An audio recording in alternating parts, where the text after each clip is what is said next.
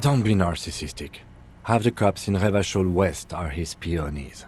Even if you are, it is not a decisive factor in this case. That does make some sense.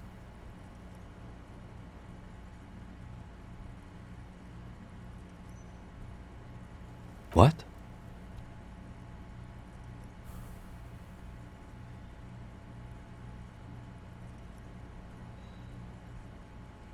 Every piece of garbage in the city is not connected to the case. You don't have to keep everything.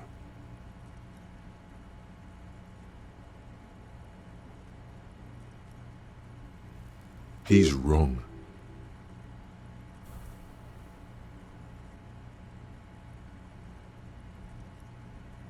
Okay.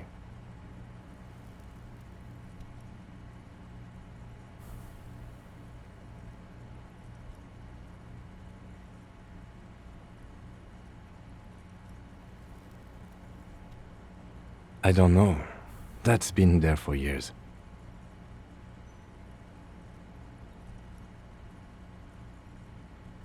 Yes, God cursed the footprints, not solving the case for us.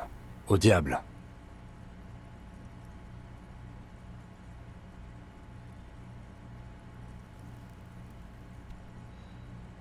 We should go upstairs, rethink the ballistics in situ. I agree with this. What else?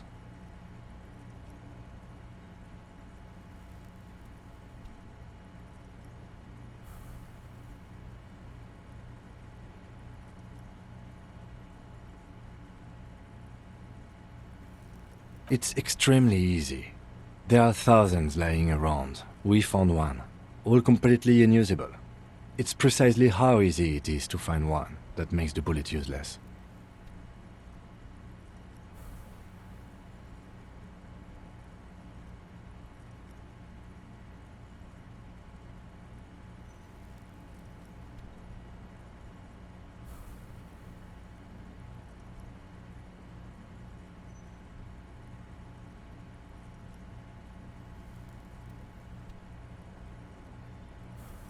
We could find thousands more if we wanted. All of Revachol is full of them.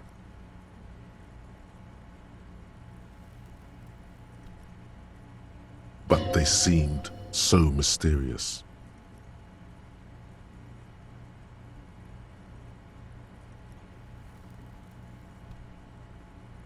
No need to be melodramatic.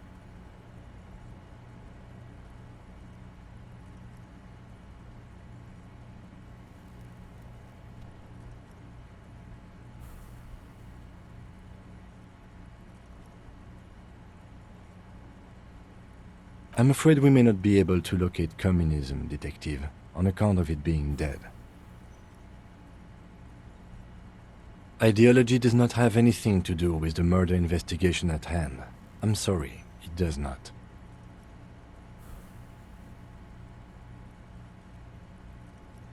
He does not know what to reply.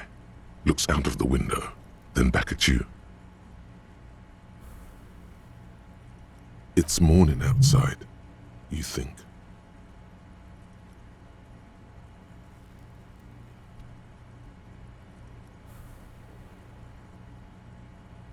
He arches his brow. The ceiling fan patiently spins overhead.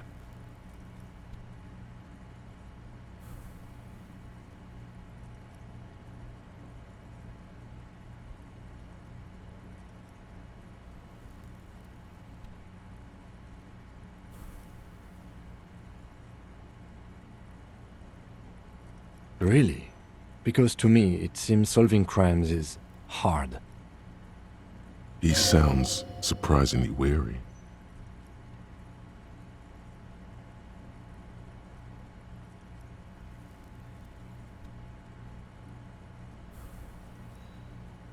No. Are you ready to limp? Good. Where do you want to limp to? A gust of wind blows in from the bay. The duraluminum box around you vibrates imperceptibly. A familiar cold, a red thread on the roof upstairs. Taut, plucked like a string by the gust.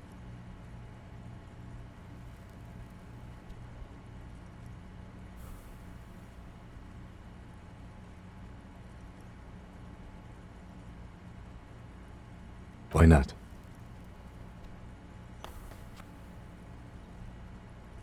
Another look at the window, perhaps? The one he was shot through. I don't know. I can't think of anything better.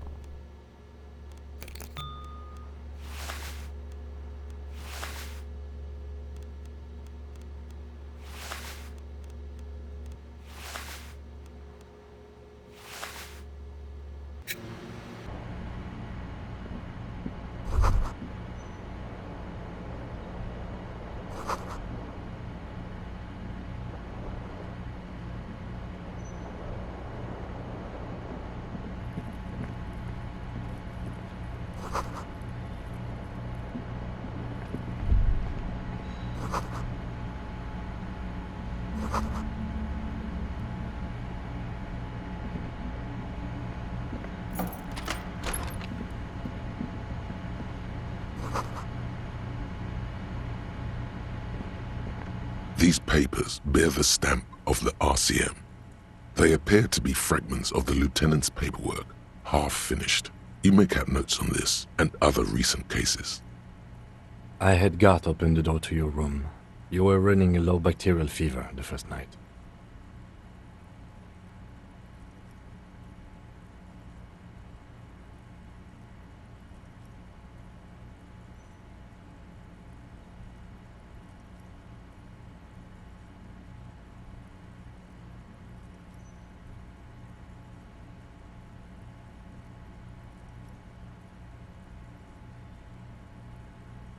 It would have been easy were it not for my concussion.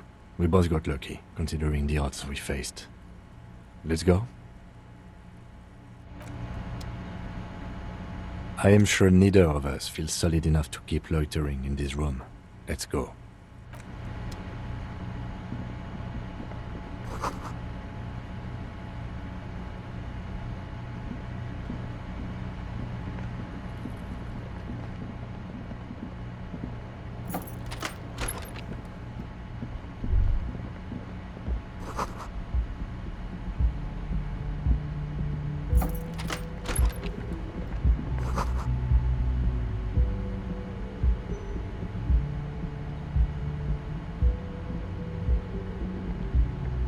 Next to the stack of bills, you see a note, a few lines jotted down in large, uneven handwriting, just as the writer was about to rush out the door.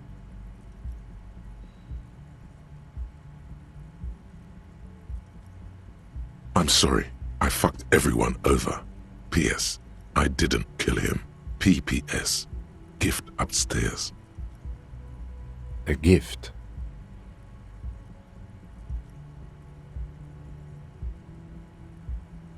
I am not drawing my gun, yet, but I don't like gifts. He says he's not, but his hand moves instinctively toward his holster as he studies the note. It's hardly surprising. You look at her rough, jagged handwriting on the note. She was in a rush, but not panicked. Deliberate, focused.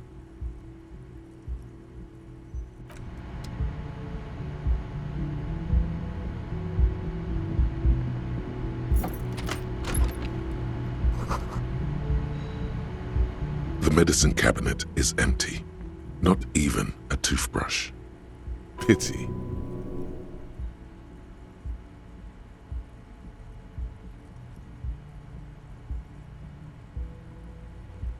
Of course you were. How does that work anyway?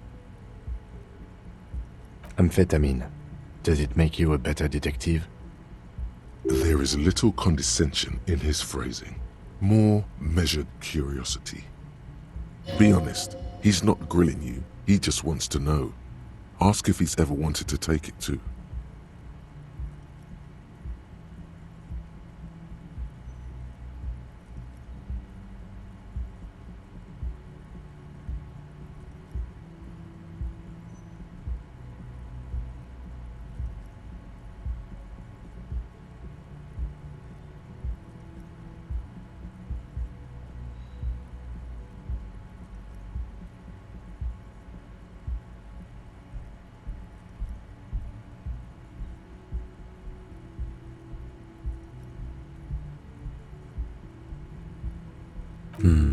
Thought so.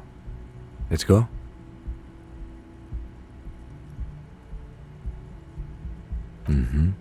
She certainly had her priorities straight when she was packing.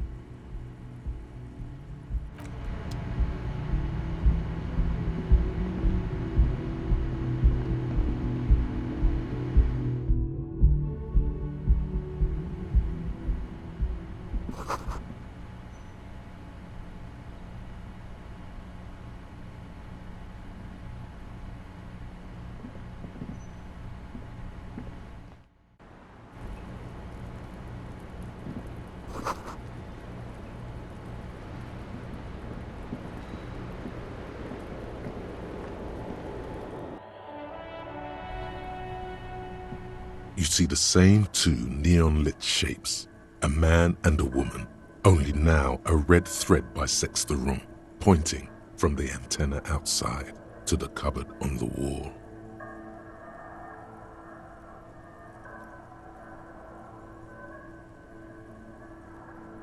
This is ballistics. She's left a trajectory for us.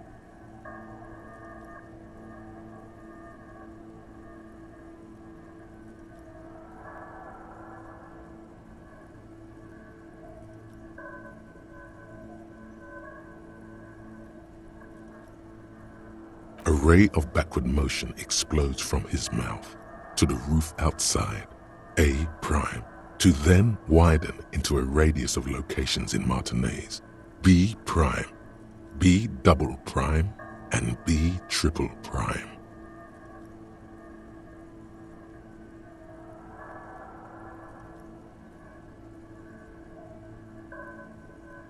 It suggests the bullet came from the extreme upper quadrant of possible angles, from a point beyond the roof, B triple prime, the island in the bay.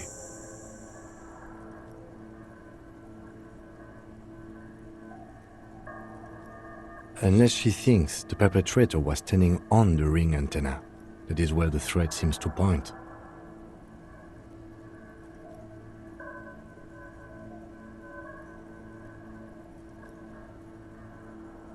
I remember.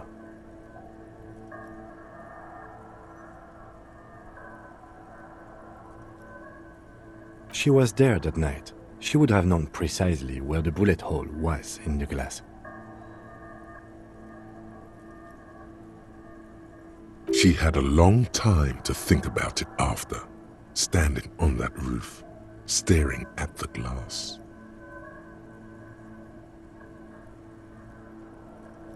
It also looks like there may be more to her skill set than we know. The question is, should we trust her?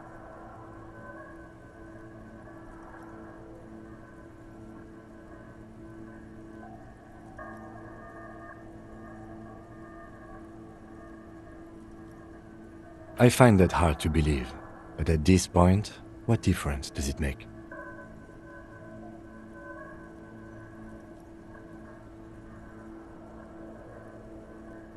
So it is.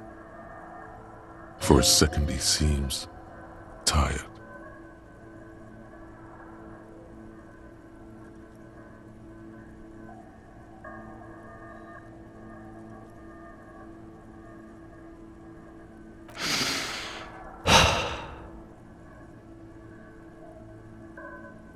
The lead is flimsy.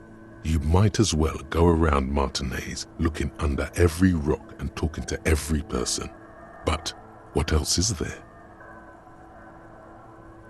There, across the grey water, amidst crumbling concrete, a birch tree, and the half-sunken ruins of a flak tower.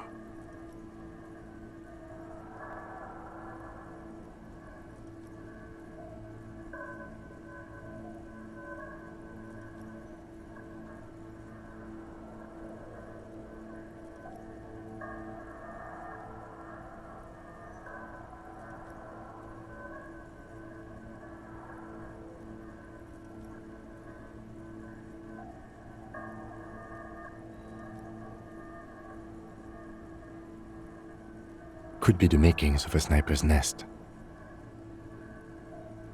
Why not? Military fortifications are made for that kind of thing.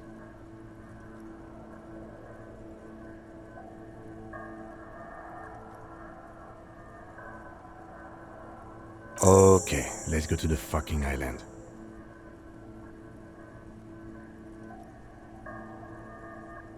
How do we get there?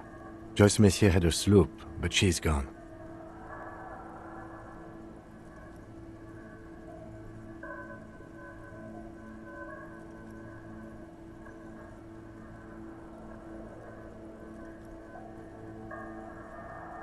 Ah, yes, of course. The village. Let's go.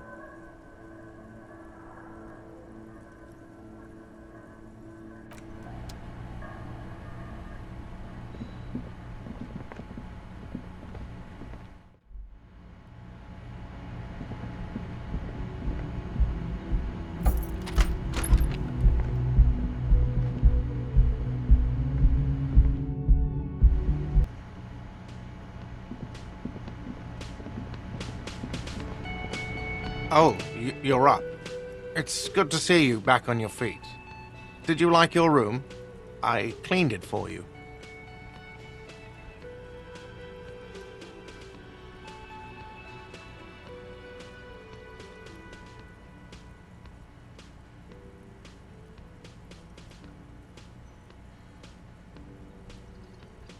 You're welcome. I thought it would be nice for you to wake up in a clean place after you, let's be fair, defended this establishment and its clientele from gunfire. I give credit where credit is due, and that was a crazy move. Crazy effective. Petroleum bomb. Never seen anything like that. I was there until it struck him. Crawled inside then. Bullets started flying. Anyway... He really wants you to realize that he was also on the balcony looking by, in the danger zone, so to say. I wish you a quick recovery. Also, you and your partner are staying here free now. This establishment supports cops. The stay is free, the drinks are not. It just felt I needed to specify that.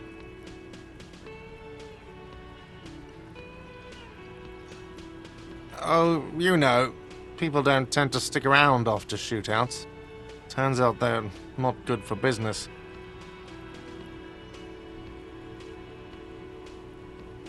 I don't remember everyone who comes here, and many people wear sunglasses inside lately. Must be a fad.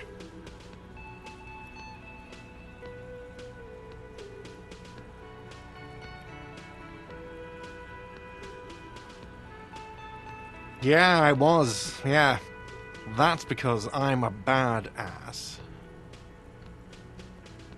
It really took courage. Don't pick at him.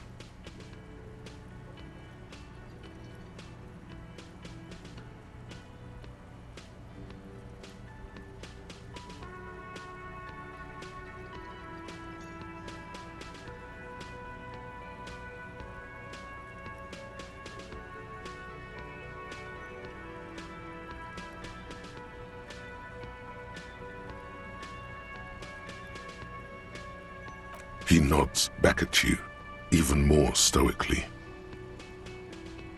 Just two badass men nodding stoically. Make that three. The lieutenant is nodding too, hands crossed.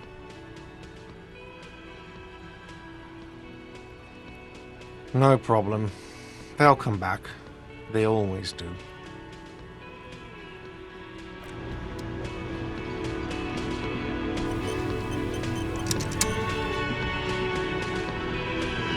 Hi again, gendarme. Bye-bye, gendarme.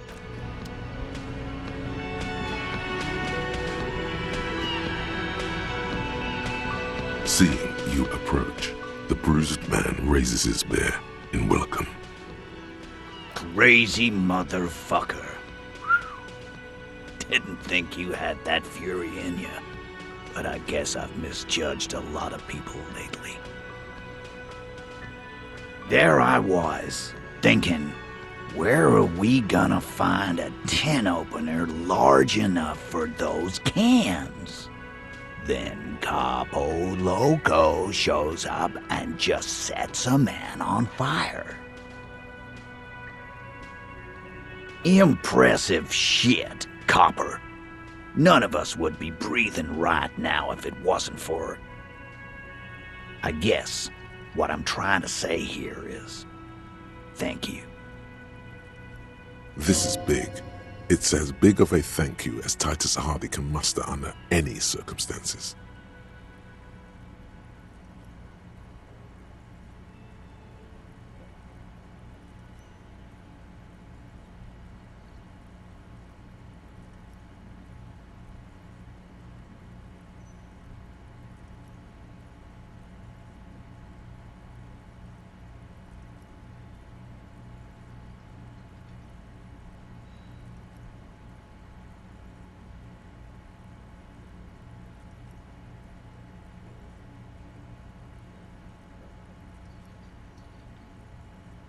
Dick Mullen on steroids. Glenn would have liked you had he gotten to... Never mind. There's a lump in his throat when he thinks of Glenn, lying on the plaza mosaic, bleeding.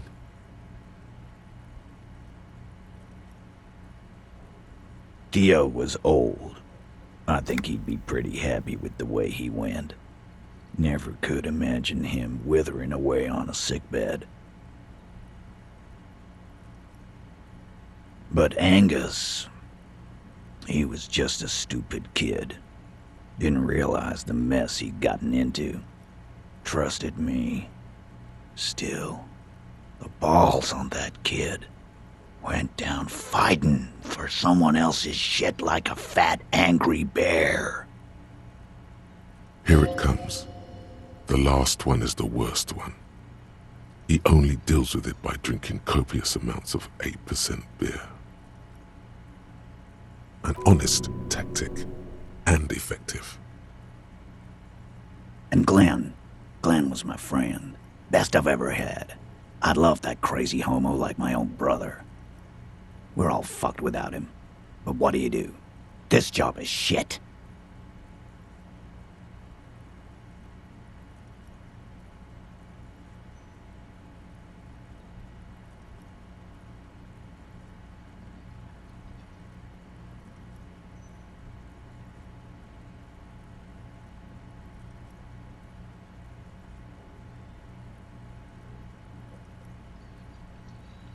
Dennis, you saw him run.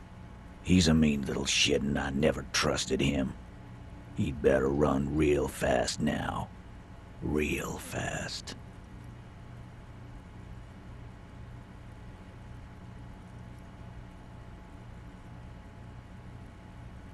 Well, yeah. Memento Mori. Right. Memento Mori, or remember that you must die, is a slogan various religious orders have thrown around since the dawn of mankind to emphasize the vanity of earthly life and the transient nature of all earthly pursuits. In essence, it means one should live virtuously in this life to live better in the afterlife.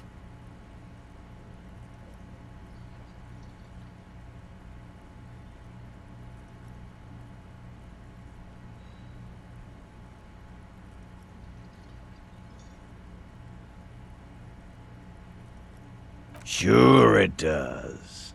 Live every day like it's your last, 'cause you might be dead tomorrow.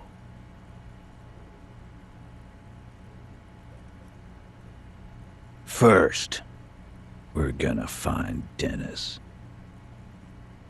I'm going to find Dennis. I'm going to find him, and then I'm going to kill him. The tone of the statement is so matter-of-fact. It's as though he were talking about picking up a morning newspaper on his daily walk around the block.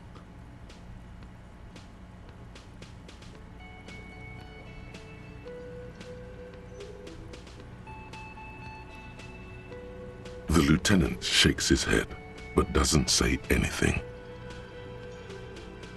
Go ahead then. Maybe they'll only break his legs.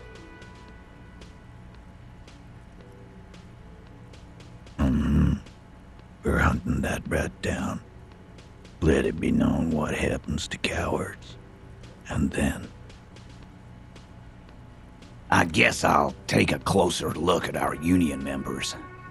There's bound to be some ambitious fellows there who'd love nothing more than advancing social democracy by busting some heads. Might even ask Tibbs if he's tired of replacing windows, and maybe wants to have some fun with his brother. Anyway, don't you worry. As long as Titus Hardy's standing, there will be Hardy Boys. He's right. The numbers are replaceable. In an organization of thousands of men, there are plenty who'd join. Don't know? Don't care. I'll be glad if I never see that fucking woman again. Even after all that hell, he's still bitter about her?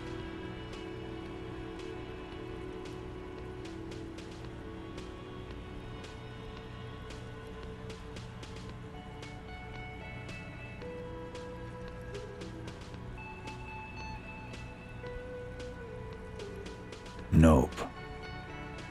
He did.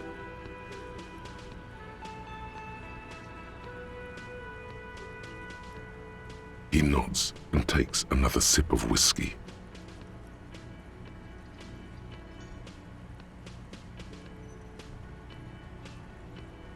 Judging by the sight of you, I'd suggest crawling into bed with a bottle of whiskey in one hand and a big tit in the other.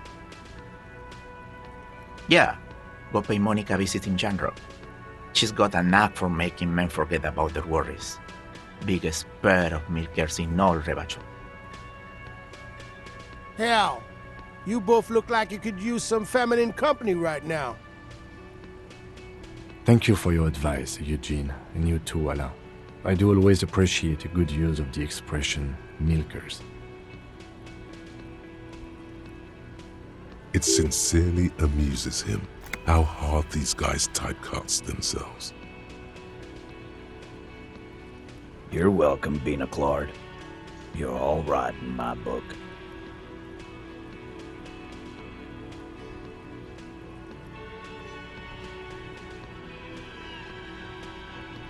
Take care, coppers. You too look after yourselves now. Death passed on you today, but men don't get that lucky twice.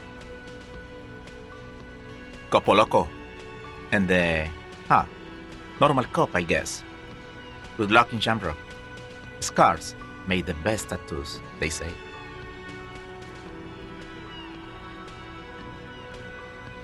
Thanks for getting involved, guys. Not a lot of cops would step into that line of fire, but you did.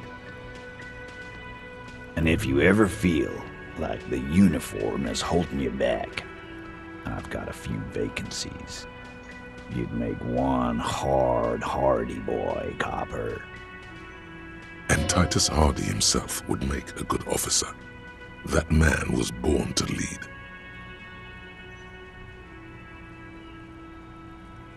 I will, Capo. That's a promise. Now scoot, 'cause the Hardy Boys got some mourning and drinking to do. Take it easy on the drink.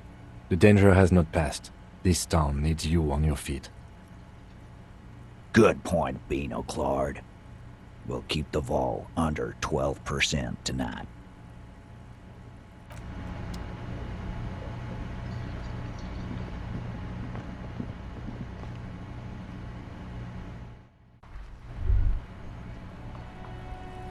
You think you have a pretty hot suspect right now, don't you?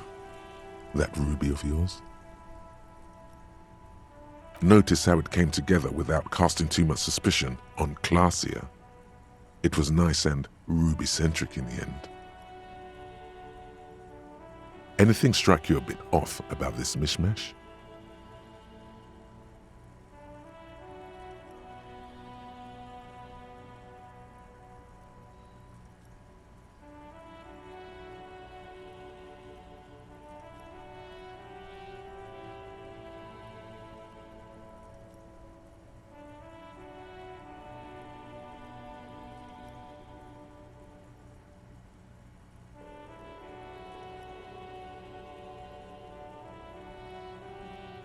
No, they didn't. Absolutely. It could have come from anywhere, but you're suddenly so certain it came from the roof behind the window. Good point. It is rather rare these days, but do continue. True. Strange how you conducted the whole advanced ballistics analysis and then hand-waved it. Notice how this hasn't come up at all. Even Hardy and his boys didn't mention it. Neither did you. That's right. Finish thought. Just finish it and conveniently go on. She's watching you leave right now, you know that. Free as a bird on that roof, lighting up a cigarette and thinking, am I glad Ruby's in this shit and not me? Don't listen to this guy. The theory was solid. He's just jealous. Move on. It's no use harassing her further.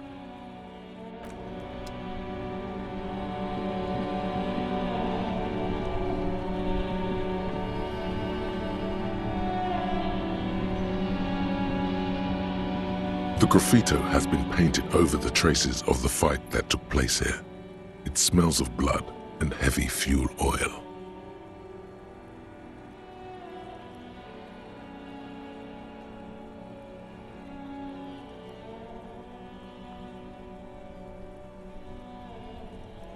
This was Cindy the Scar.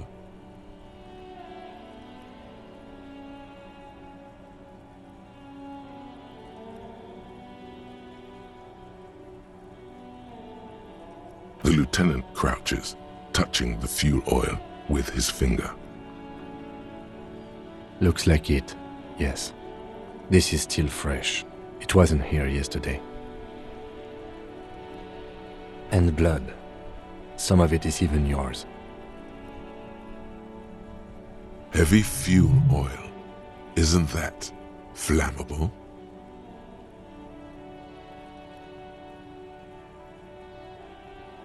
The fuel oil catches fire immediately with an ominous hiss. A bright orange flash across the surface of the letters. Black smoke rises from the burning message.